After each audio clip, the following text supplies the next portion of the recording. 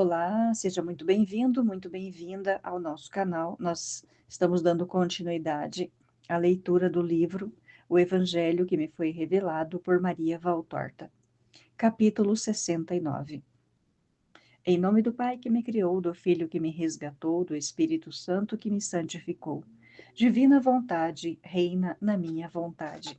Ó minha mãe, eu te amo e tu me amas. Dai-me um gole da vontade divina à minha alma. Me abençoa, mãe, para que todas as minhas ações sejam feitas diante dos vossos olhos maternais. Amém. Suprema Majestade, eu venho em sua vontade divina, em nome de todos, do primeiro ao último homem que existirá na terra, para dar a ti as homenagens que tendes direito, as adorações, os louvores, o amor, as reparações, por todos e por cada pecado. Vem o Senhor na sua divina vontade, dou-te a minha vontade humana, por meio do Imaculado Coração de Maria, que possui todos os dons e os frutos da divina vontade. Dai-me, Senhor, então a tua divina vontade. Vem, ó divina vontade, nesta ação que eu estou a fazer e em todas as ações que eu farei durante este dia. Amém. Fiat. Vinde, Espírito Santo, vinde por meio da poderosa intercessão do Imaculado Coração de Maria, vossa amadíssima esposa e nossa mãe. Amém. Então, continuando a leitura, nós estamos no capítulo 69. Jesus instrui Judas Iscariotes.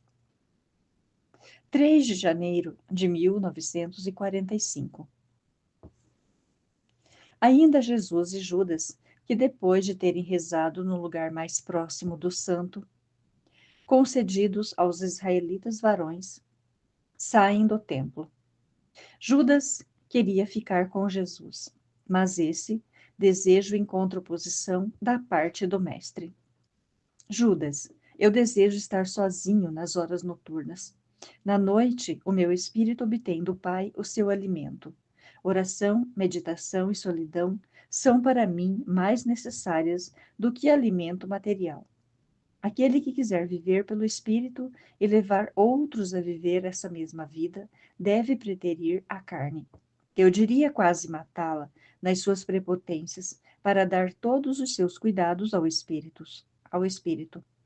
Todos devem fazer assim, Judas. Também tu, se queres verdadeiramente ser de Deus, ou seja, do sobrenatural. Mas nós somos ainda desta terra, mestre. Como podemos descuidar-nos da carne, dando todos os cuidados ao espírito? Isto que estás dizendo não é uma antítese ao mandamento de Deus? Não matarás?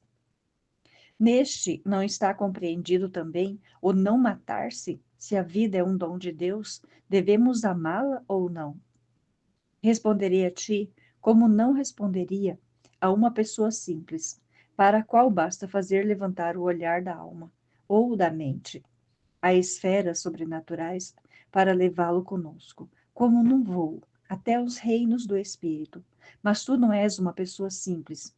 Tu te formaste em ambientes que te refinaram, mas que tu mas que também te corromperam com suas sutilezas e com suas doutrinas.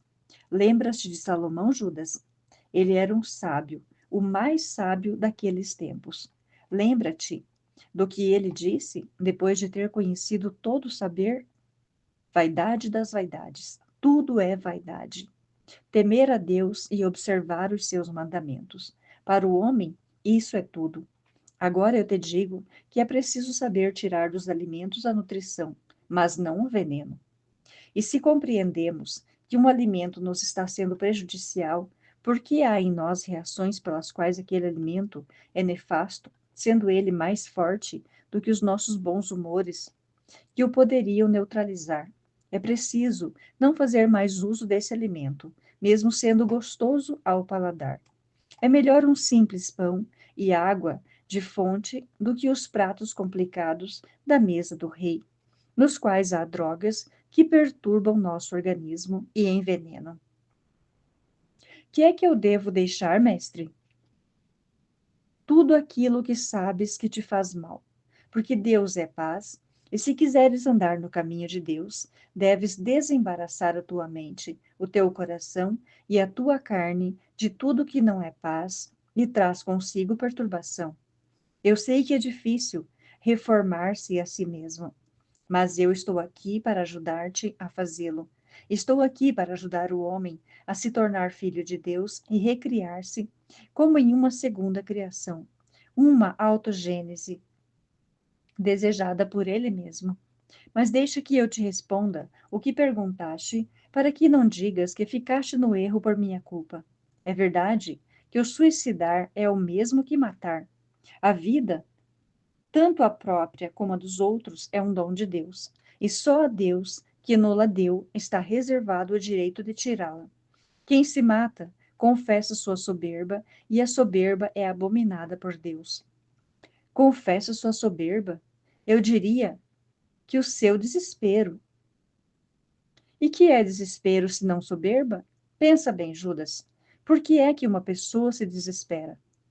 É ou porque das desventuras regrudecem sobre ela e essa pessoa quer vencê-las sozinha e não consegue, ou então porque ela é culpada e julga que Deus não pode perdoá-la. No primeiro e no segundo caso, não é talvez a soberba que está prevalecendo? A pessoa que quer agir sozinha não tem a humildade de estender a mão ao Pai e dizer-lhe: eu não posso, mas tu podes, ajuda-me, que de ti eu tudo espero.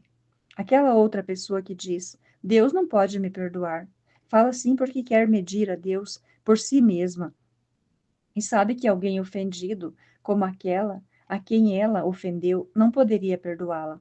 Ou seja, é soberba também aqui. O humilde se compadece e perdoa, mesmo se sofre pela ofensa recebida. O soberbo não perdoa. É soberbo porque não sabe inclinar a cabeça e dizer: Pai, eu pequei, perdoa o teu pobre filho culpado.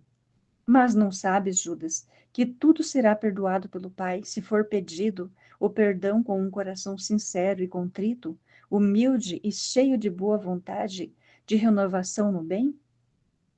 Mas certos delitos não são perdoados, não podem ser perdoados. És tu quem diz isso, e assim será, se o homem assim quiser. Mas, em verdade, ó, em verdade eu te digo que mesmo depois do delito dos delitos, se o culpado corresse aos pés do Pai, ele se chama Pai para isso, Judas, e é um Pai de perfeição infinita, e chorando-lhe suplicasse o perdão, oferecendo-se a expiação, mas sem desespero, o Pai lhe daria o modo de expiar para poder merecer o perdão e salvar a sua alma. Então tu dizes que os homens que a Escritura cita e que se suicidaram fizeram mal. Não é lícito fazer a violência contra ninguém, nem contra si mesmo. Fizeram mal. Em seu relativo conhecimento do bem, em certos casos, eles terão tido ainda misericórdia de Deus. Mas desde quando o Verbo tiver esclarecido toda a verdade e dado força aos espíritos, com o seu espírito, desde então, não haverá mais perdão para quem morre em desespero, nem no momento do juízo particular, nem depois de muitos séculos de Gena, no dia do juízo final, nem nunca. Será isso uma dureza de Deus? Não, é justiça. Deus dirá: tu julgaste, tu, criatura dotada de razão e de ciência sobrenatural, criada livre por mim. Tu julgaste seguir o caminho que escolheste e disseste: Deus não me perdoa. Estou separado dele para sempre. Julgo que devo por mim mesmo aplicar-me justiça pelo meu delito. Saio da vida para fugir dos remorsos, sem pensar que os remorsos não te teriam mais atingido, se tu tivesses vindo ao meu seio paterno. E como tu mesmo te julgaste, que te advenha, eu não violento a liberdade que te dei. Isso dirá o Eterno ao suicida. Pensa nisso, Judas. A vida é um dom e deve ser amada. Mas que dom é? Um dom santo. E então, que ela seja amada santamente. A vida dura enquanto a carne aguenta. Depois começa a grande vida, a vida eterna, de bem-aventurança para os justos e de maldição para os não justos. A vida é uma meta ou um meio? É um meio. serve para chegar ao fim, que é a eternidade, e então damos à vida o tanto que lhe sirva para durar e para servir o espírito em sua conquista. Continência da carne em todos os seus apetites, em todos. Continência da mente em todos os seus desejos, em todos. Continência do coração em todas as paixões do que é humano, limitado. Ilimitado, ao invés, há de ser o ímpeto pelas paixões que são do céu, o amor a Deus e ao próximo, a vontade de servir a Deus e ao próximo, a obediência à palavra divina, o heroísmo do bem e na virtude. E eu te respondi, Judas, ficaste persuadido? Basta-te esta explicação? Se sempre sincero, e se não souberes ainda bastante, pergunta, estou aqui para ser mestre. Eu compreendi, e para mim basta, mas é muito difícil fazer o que compreendi. Tu o podes, porque és santo, mas eu sou um homem, jovem, cheio de vitalidade. Eu vim para os homens, Judas, não para os anjos. Os anjos não precisam de mestre. Eles veem a Deus, vivem no seu paraíso. Não ignoram as paixões dos homens, porque a inteligência que é a vida deles os faz conhecedores de tudo, mesmo aqueles que não são anjos da guarda de um homem, mas, espirituais como são, não podem ter senão um pecado, como um deles teve, e arrastou consigo os menos fortes da caridade, a soberba, flecha que desfigurou Lúcifer, o mais bonito dos arcanjos, e fez dele o monstro horripilante do abismo. Eu não vim para os anjos, os quais, depois da queda de Lúcifer, se horrorizaram só diante da sombra de um pensamento de orgulho. Mas eu vim para os homens, para fazer dos homens anjos. O homem era a perfeição de tudo o que foi criado. Ele tinha do anjo o espírito e do animal a completa beleza em todas as suas partes animais e morais. Não havia criatura que o igualasse. Era o rei da terra, como Deus é o rei do céu. Um dia, aquele dia em que ele teria adormecido pela última vez sobre a terra, ele se tornaria rei com o Pai no céu. Satanás arrancou as asas do anjo homem e colocou nele garras de fera e veementes desejos de imundícies. Fez dele alguém que mais tem o nome de homem-demônio do que de homem somente. Eu quero cancelar a deturpação feita por Satanás, anular a fome corrompida da carne infectada, restituir as asas do homem, levá-lo a tornar a ser rei, co-herdeiro do Pai e do celeste reino. Eu sei que o homem, se quiser, pode fazer tudo o que digo, para voltar a ser rei e anjo. Eu não vos mandaria fazer coisas que não pudesseis fazer. Eu não sou um desses rotéricos que pregam doutrinas impossíveis. Eu assumi uma verdadeira carne para poder saber, sentindo-as na carne, quais são as tentações do homem. E os pecados? Tentados todos podem ser, pecadores só os que o querem ser. Nunca pecaste, Jesus? Eu nunca quis pecar, e isto não só porque eu sou o filho do Pai, mas assim eu quis e vou querer, para mostrar ao homem que o filho do homem não pecou porque não quis pecar, e que o homem, se não quiser, pode não pecar. Nunca foste tentado? Tenho 30 anos, Judas, e não vivi em uma caverna sobre um monte, mas entre os homens, e ainda que tivesse estado no lugar mais solitário da terra, pensas que as tentações não teriam vindo? Tudo temos em nós, o bem e o mal. Tudo levamos em nós. Sobre o bem, passa o sopro de Deus, que acende como um turibilo, que leva agradáveis e sacros incensos. E sobre o mal, Satanás sopra e acende com uma fogueira de um ardor feroz. Mas a vontade atenta e a oração constante são como a areia úmida sobre o ardor do inferno. Ela o sufoca e domina. Mas, se nunca pecaste, como podes julgar os pecadores? Eu sou o homem, e sou o filho de Deus. Tudo o que eu poderia ignorar como homem e julgar mal, eu o conheço e julgo como filho de Deus. E afinal, Judas, responde a esta minha pergunta: Alguém que está com fome sofre mais ao dizer, agora vou sentar-me à mesa, ou quando diz, não há comida para mim. Sofre mais no segundo caso, porque só o saber que está privado dela já o faz sentir o cheiro da comida e suas entranhas se torcem de desejo. Aí está. A tentação é mordente, como esse desejo, Judas. Satanás o torna ainda mais agudo, perfeito e sedutor do que qualquer ato já praticado. Além disso, o ato da satisfação, mas, às vezes, também causa náuseas. Enquanto que a tentação não cai, mas, como uma árvore podada, lança uma fronde mais robusta.